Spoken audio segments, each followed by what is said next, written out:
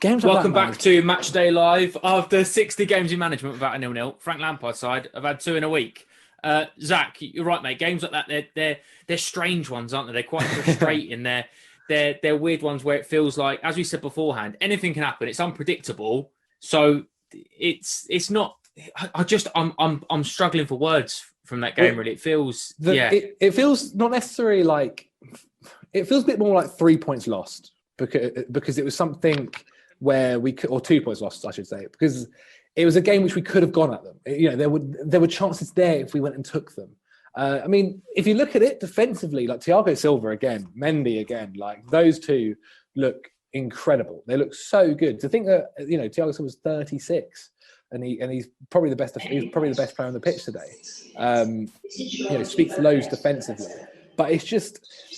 I feel maybe a bit more annoyed as well. It's like, I think everyone's kind of in agreement that the Harry Maguire and Aspilicueta decision should have been a penalty. And it's like those decisions, I don't want to sound bitter, but it's like those important decisions where we introduced VAR for a reason.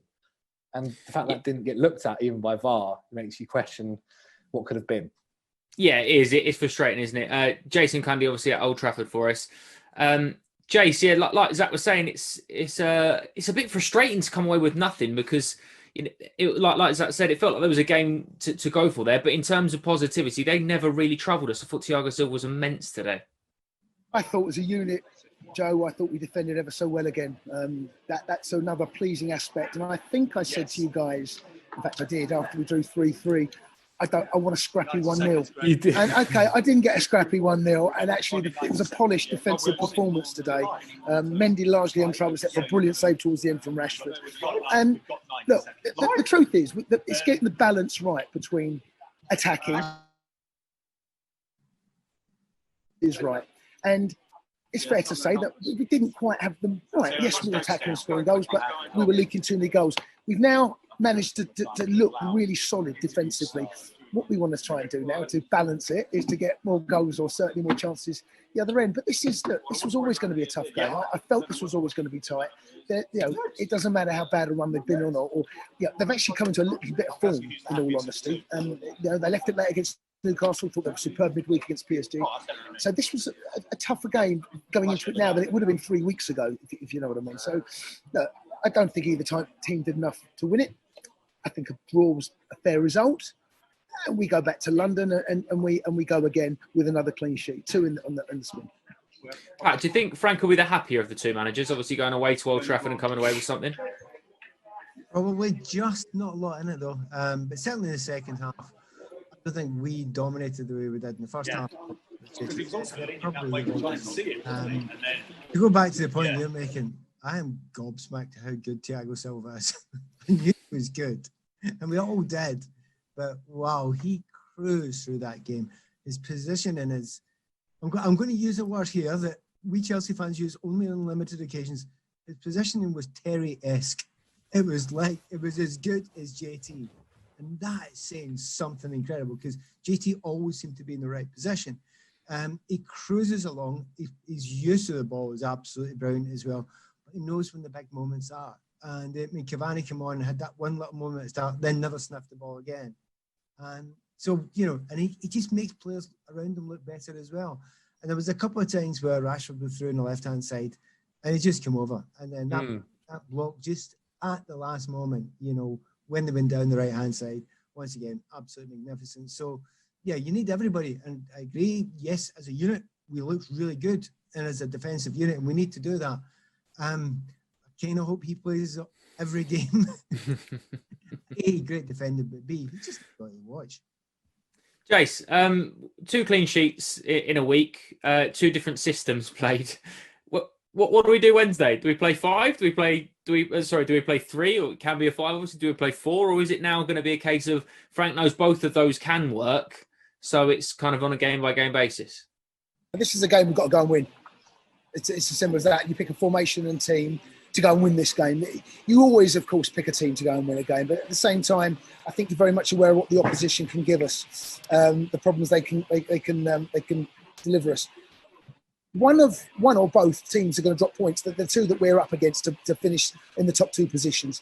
If we don't take all 3 points, that's a bad result, I think, for us. Not a good result. So I feel as though we can go there and win. I feel we need to go there and win. And whatever happens in the other game in the group happens, and it shouldn't worry and shouldn't concern us. But yeah, look, it's he has to pick a team to go and win. The formation wise is, I suppose, you can go for a 4-3-3 if you want to win the game in a way defensively. I don't think they're going to offer us that much defensively. Zach, I'll come back to you in a second if you can grab some comments off of the fifth stand-up for us. Pat, just in terms of that as well, we spoke in the pre-match show about Edouard Mendy getting the number 1 jersey now. Frank saying he's his first choice goalkeeper now, and as Jason alluded to towards the end of the game, that save from Marcus Rashford, that proves exactly why he's the man to hold on to the gloves at the moment. There was a great angle from behind the goal when we showed you the game for the second time, and honestly, he looks like a cat. It's amazing. He's down low. He's so alert. He's so ready to spring. And when he does spring, he is incredible. He just springs out left there and gets the save. He had the save in the first half of Rashford with his feet, which was a really big one because it doesn't matter what part of the body you use, you have to position yourself well, and he did that well. I mean, really, apart from that one slight questionable pass early on when he passed it back, to be honest, he's looked really, really good, really, really comfortable. There's a real confidence in him generally, even when he's got his foot in the ball. So, yeah, I think he's come into the team and he's wanting to add something. He's wanting to grab that number 1 position, isn't he? And when crosses are coming in, you can see him. He's itching to come out and get them. He's desperate. So far, his decision-making's been right. When he's come out, he's got them. And when he's not come out, he's got, no, don't take that chance. It's not worth the risk. So far, decision-making's been good, but he's shot-stopping and saving. I don't think we'll have any concerns whatsoever about that. No, very, very assured again today. Zach, yeah, what's the reaction been like on the fifth stand? I think a lot of people kind of agree with us. Defensively, it was another really, really good performance. People giving a lot of shout-outs to Mendy, saying he's been MVP, kind of saved that late one by Rashford, and also the one by Rashford with his foot in the first half. Again, really, really good. Maybe gave us a little bit of a scare of that pass, as Pat mentioned, but that was kind of it. Again, also Thiago Silva. Couple of people mentioning that maybe they kind of would like to have seen Kovacic come on, try and help a little bit in the midfield with the transition. But mainly it's about a very, very good defensive performance and hoping for a win in the Champions League on midweek. Zach, I'm gonna ask you first, but because I'm gonna ask you very quickly because we've already mentioned this at half time. The penalty incident's frustrating, isn't it? Because it's one of those where we've seen so many things given. And, we keep understanding that VAR is there to get wrong decisions correct. And supposedly the PGMOL, which is the referees governing body, have come out and said that VAR did look at it and they've agreed to go with the on-field decision of the referee. But I just, this is what I mean. I'm struggling, yeah. Like, I understand to a point of, in football, jostling happens, right? Especially in a corner. Jostling happens. Sometimes people try to get on each other's shoulders to try and win the header. That is understandable. But putting your arm around someone's head to I don't even know what advantage it gives you just to keep them down on the floor is ridiculous. Like, I don't quite understand personally what's been seen there where it's gone, oh, you know what, that's fine.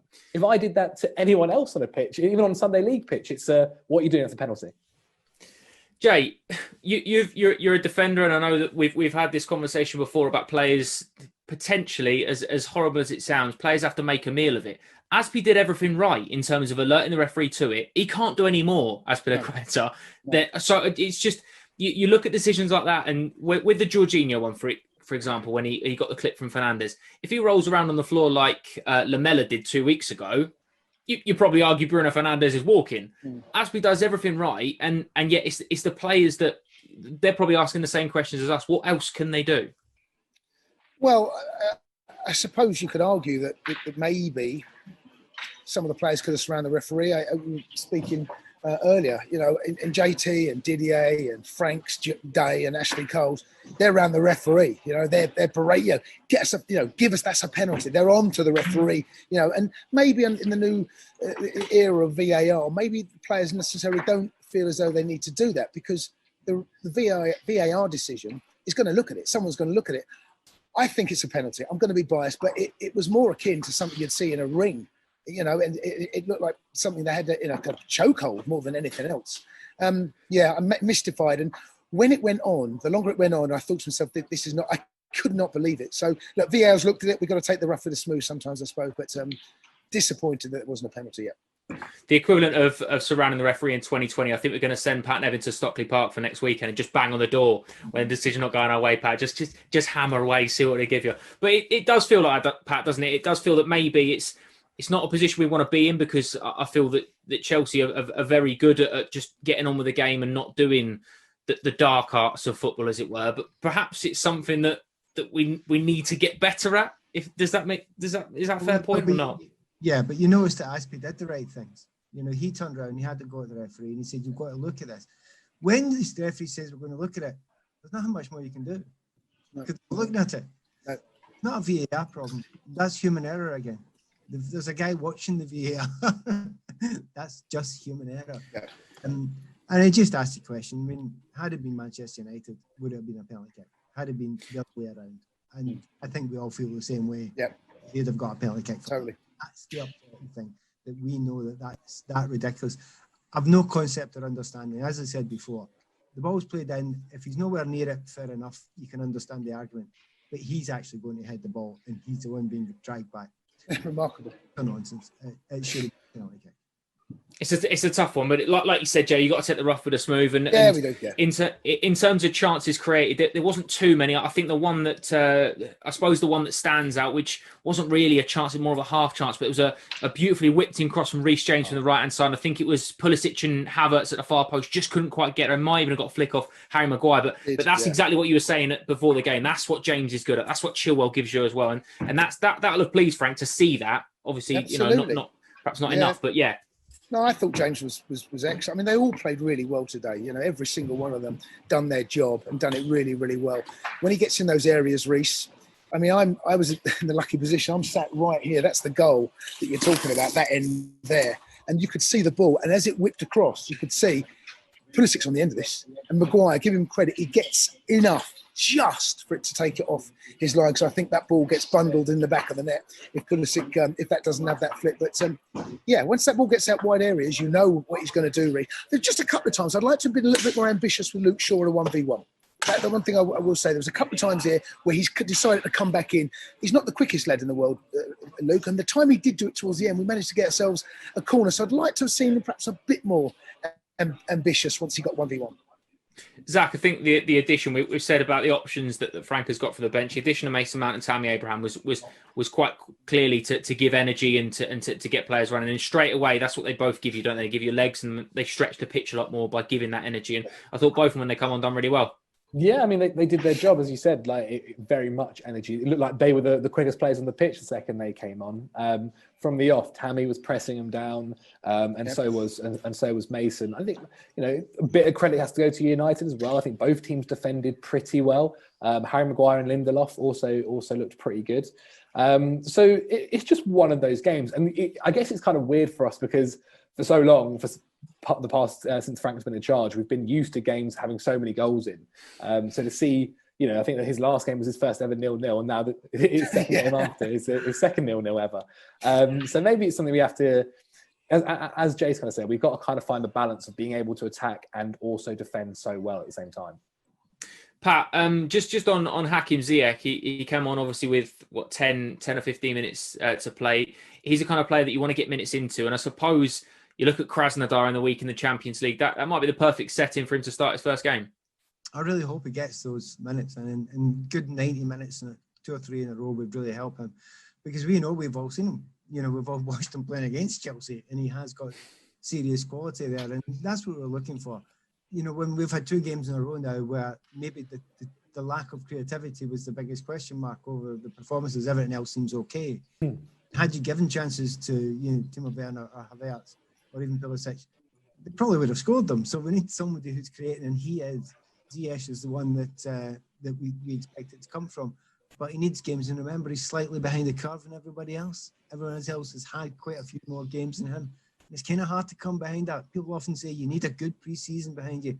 Well, he's missed pre-season and he's missed a bunch of games, so there's a lot catching up. So any Chelsea fans out there, come on, you must give him time. He needs time to make sure he's at the same level as them as fitness. And when you've got that, you're going to see how good he is. And he is real quality. And once again, we're saying about the delivery in our team. There's delivery everywhere in our team. We'd just like to get the ball in the last third often enough that we can do it. Unfortunately, the last 2 games, that has been the problem, getting that ball in the last third without teams being like 10 and 11 players behind the ball. Jace, just carrying on from that, really, you've mentioned earlier as well about trying to find that balance, and now we've got 2 clean sheets on the spin. I don't want to obviously count anything ahead of time or show any complacency, but you'd argue that a game like Krasnodar in the Champions League is a good opportunity to find that balance. A team that perhaps we should be able to nullify, but also a team that we should be able to create chances against. Yeah, I mean, they're going to be more scared of us than we should be of them. Without being overconfident and without perhaps being a little bit complacent, as you mentioned now, I feel this is a game that we have to go and win. Yes, the balance has to be right, but this is a game where I feel we can take our game to them. Today and midweek against Sevilla, I think you've got to respect what the opposition have got. And I'm not to say we're not going to respect what Krasnodar have got, because they would have done their due diligence and known the players that we need to watch and the set pieces and so on and so forth. But if we're going to get out this group, this is a game that we've got to take maximum points from. Now, we've been in the Champions League long enough to know that these are the whipping boys. These are the ones. And because they drew the last game with Rennes, that's now... They've split the points. So Rennes have dropped points against these boys. If Sevilla and Chelsea don't, the chances are we'll go up 1 and 2. Well, that is all from us this evening. Thank you very much for joining us. Post-match reaction will be available on the Fifth Stand a little bit later on. You can see highlights of tonight's match on the Fifth Stand from around 9:30 this evening. Matchday Live will be back on Wednesday as Chelsea travel to Russia to face Krasnodar. It's the Champions League. It's the early kickoff as well, so we'll be on from around 4:45 building up to the game. And there's loads of other great videos and features on the app for you to enjoy, including Chelsea Unseen and Unseen Extra, which brings you exclusive behind-the-scenes footage from the training ground and match days. Thank you very much for joining us. 2-0 on the spin after 60 games without any. We couldn't have predicted that, but I do predict a European adventure in a week. Make sure you join us for it.